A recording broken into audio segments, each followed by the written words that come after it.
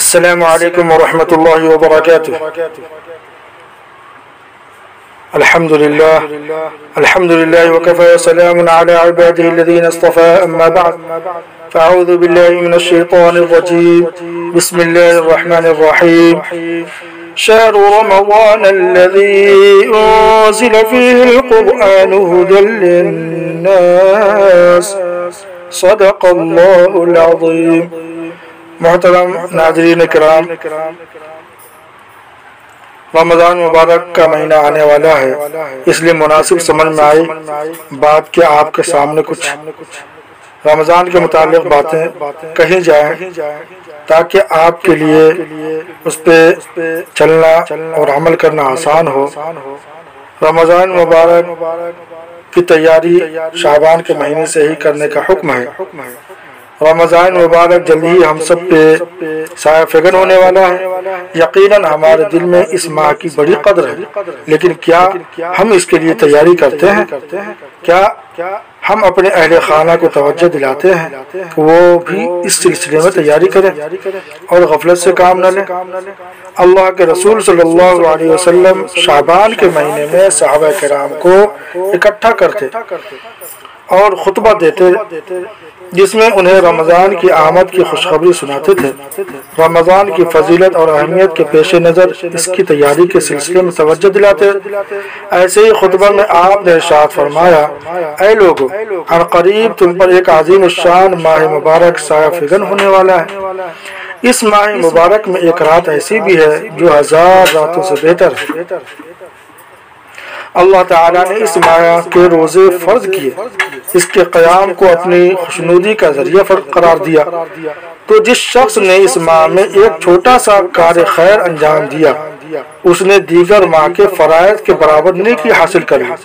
یہ صبر اور ہمدردی کا مہینہ ہے، ساتھ ہی یہ وہ ماہ مبارک ہے جس میں اللہ اپنے بندوں کے رزق میں اضافہ فرماتا ہے۔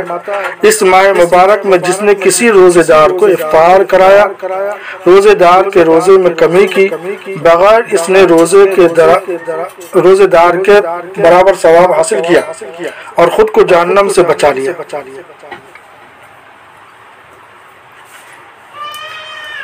جس میں اللہ اپنے بندوں کے رزق میں اضافہ فرماتا ہے۔ اس ماہ مبارک میں جس نے کسی روزے دار کو افطار کرایا، روزے دار کے روزے میں کمی کے بغیر اس نے روزے دار کے برابر ثواب حاصل کیا اور خود کو جہنم سے بچا لیا۔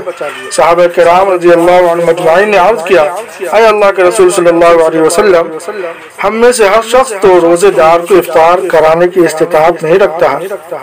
آپ نے فرمایا، جس نے روزے دار کو پانی کا گھونٹ پلایا یا دودھ کا گھونٹ پلایا یا ایک کھجور کے ذریعے افطار کرایا، اس کا اجر اسی کے برابر ہے اور اس کے لیے بھی جہنم سے نجات ہے۔ اس سے روزے دار کے اجر میں کمی نہیں ہوگی۔ جس نے اپنے ماتحتوں سے ہلکا کام لیا اس کے لیے بھی جہنم سے نجات ہے۔ یہ حدیث اللہ کے رسول صلی اللہ علیہ وسلم نے فرمائی پوری امت کے لیے، اور یہ حدیث مشکات شریف میں درج ہے۔ اگر ہم استقبال رمضان کے لیے تیار ہیں تو ہمیں چند باتوں کا لحاظ کرنا ہوگا۔ سب سے پہلے یہ کہ ہم اپنے نفس کو آمادہ کریں اور اس ماہ مبارک میں امور خیر انجام دینے کے لیے عملی اقدام کریں۔ اس سلسلے میں چند چیزیں آتی ہیں جن کا ہمیں خیال رکھنا چاہیے۔ کوئی بھی کام بغیر مشیت الہی کے ممکن نہیں، تو ہمیں اس کے لیے خدا سے توبہ و استغفار کے ساتھ دعا کا اہتمام کرنا چاہیے۔ اس سلسلے میں نبی کریم صلی اللہ علیہ وسلم سے منقول دعاؤں کا اہتمام کیا جائے، توبہ کا اہتمام کیا جائے۔ توبہ میں انسان اپنے رب کی طرف پوری طرح متوجہ ہوتا ہے۔ گناہوں کا جو فاصلہ انسان اور اس کے رب کے درمیان ہوتا ہے وہ ختم ہو جاتا ہے۔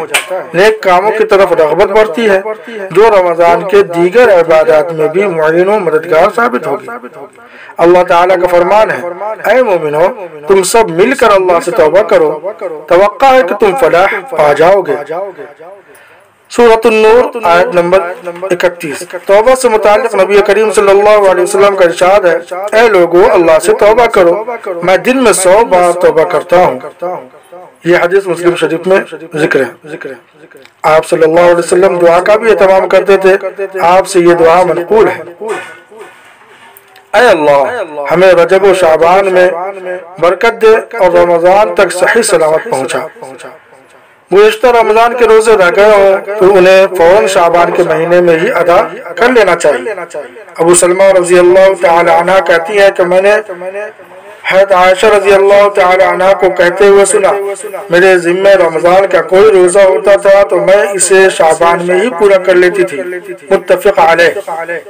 رمضان مبارک کی سب سے اہم عبادت روزہ رکھنا ہے، اس لیے اس کی عادت ڈالنے کے لیے شعبان کے مہینے میں وقفے سے روزے رکھنے چاہیے تاکہ پوری طرح نشاط رہے اور اس بات کا احساس رہے کہ آئندہ ماہ کے تمام روزے رکھنے ہیں۔ نبی کریم صلی اللہ علیہ وسلم کا معمول تھا کہ آپ شعبان کے مہینے میں بکثرت روزے رکھا کرتے تھے، مگر پورے ماہ کے روزے صرف رمضان کے ہی رکھتے تھے۔ حضرت عائشہ رضی اللہ تعالی عنہ کہتی ہیں کہ رمضان ہی میں پورے ماہ کے روزے رکھتے اور ماہ شعبان میں زیادہ تر روزے رکھتے تھے۔ متفق علیہ۔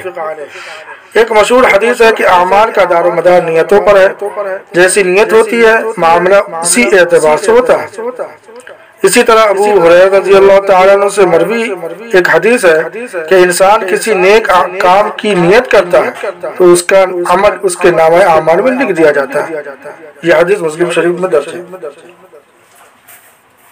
اس لیے ہم رمضان مبارک کے تیئیں آغاز ہی میں اپنی نیت کو درست کریں اور بہت سے نیک اعمال کرنے کی نیت کر لیں، مثلا تلاوت قرآن کی کثرت، گناہوں سے توبہ کا اہتمام، دعا و اذکار کی پابندی، عبادات کا التزام، لوگوں سے معاملات درست کرنے کی نیت، شعبان کے کچھ روزے رکھنا تاکہ آئندہ ماہ کے لیے مشق ہو جائے، دینی اور تربیتی کتابوں کا مطالعہ، رمضان سے متعلق دینی بیانات جو سی ڈی وغیرہ کی شکل میں ہوں تو اس کا سننا تاکہ رمضان کا احساس دل میں رہے اور اس کی تیاری پر توجہ ہو سکے۔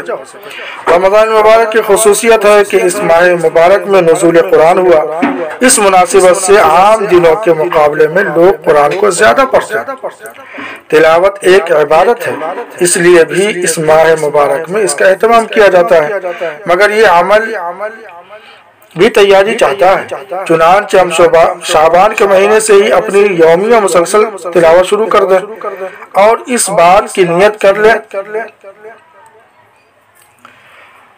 رمضان میں ایک بار پورے قرآن کا ترجمہ کے ساتھ اعادہ کرنا ہے انشاءاللہ۔ اللہ کا فرمان ہے شہر رمضان الذی انزل فیہ القرآن ھدی للناس۔ ترجمہ: ماہ رمضان جس میں قرآن کریم کا نزول ہوا جو تمام انسانوں کے لیے ہدایت ہے۔ ایک کسان جب تک کھیت میں بیج نہیں ڈالے گا، موقع بموقع سیراب نہیں کرے گا تو کھیت کے لہلانے کی توقع فضول ہے۔ ٹھیک یہی حال رمضان اور اس کی تیاری کا ہے۔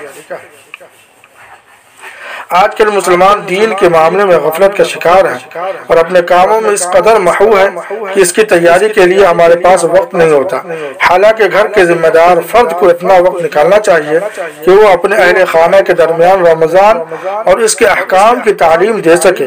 اگر وہ نہیں جانتا تو علماء سے معلوم کرے اور مساجد کے ائمہ کے خطابات سے فائدہ اٹھائے۔ ماہ رمضان کا یومیہ پروگرام یہ ذہن بنائیں کہ ہمیں زیادہ سے زیادہ وقت عبادات میں صرف کرنا ہے، فرض کے ساتھ ساتھ نوافل کا بھی بکثرت اہتمام کرنا ہے۔ اس کے لیے یومیہ پروگرام ترتیب دیں جس میں ان باتوں کا خیال رکھا جائے۔ فجر سے پہلے کام، تہجد کا اہتمام۔ اللہ تعالیٰ کا فرمان ہے أَمَّنْ هُوَ قَانِتٌ آنَاءَ اللَّيْلِ سَاجِدًا وَقَائِمًا يَحْذَرُ الْآخِرَةَ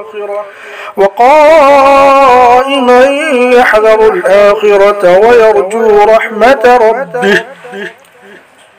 سورہ زمر آیت نمبر 9۔ ترجمہ: یا وہ جو مطیع و فرما بردار ہے، رات کے پہر میں سجدہ اور قیام کی حالت میں ہوتا ہے اور اپنے رب سے رحمت کی امید لگاتا ہے۔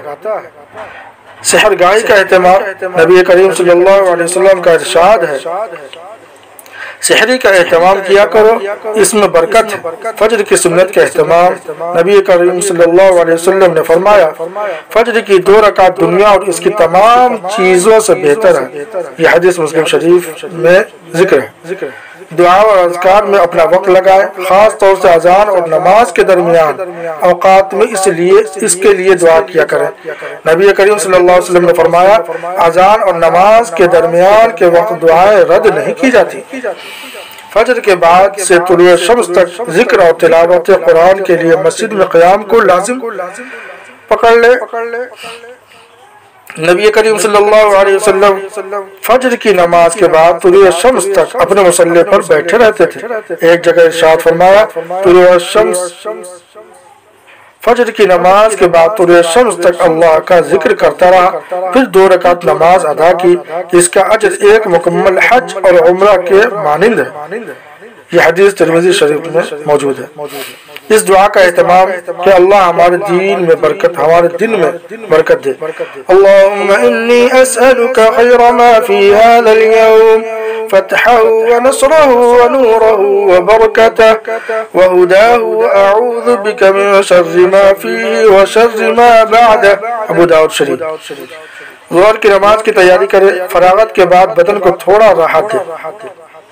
نبی کریم صلی اللہ علیہ وسلم کا ارشاد ہے، سحری کھا کر روزے پر اور قیلولہ دوپہر کے وقت سونے کو کہتے ہیں کے ذریعے رات کی نماز پر مدد حاصل کرو۔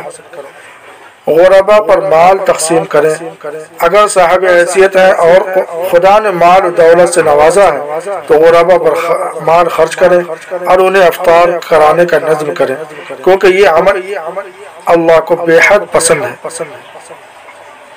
یہ چند باتیں ہم آپ کے سامنے اس لیے پیش کر دیا کہ رمضان کا مہینہ آنے والا ہے اور رمضان میں زیادہ سے زیادہ عبادات کریں۔ اللہ ہم سب کو عمل کی توفیق عطا فرمائے، اور آپ سے گزارش ہے یہ باتیں اچھی لگی ہوں تو اس کو شیئر کریں، لائک کریں اور چینل کو سبسکرائب کریں۔ جزاکم اللہ خیرا و احسن الجزاء۔